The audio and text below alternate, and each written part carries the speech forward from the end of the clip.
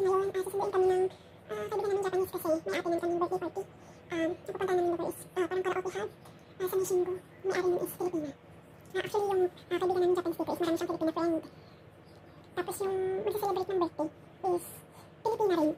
Pamangkin siya ng kaibigan ng Japanese friend namin. Ang hirap kasi magbanggit ng pangalan. Huwag kang magbanggit ng pangalan, delikado. Ayun lang naman.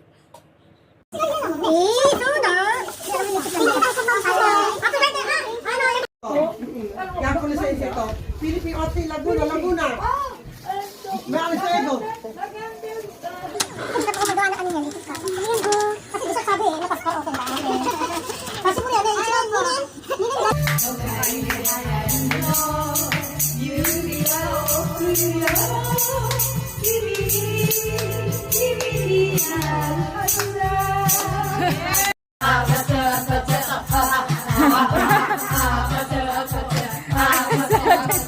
Ha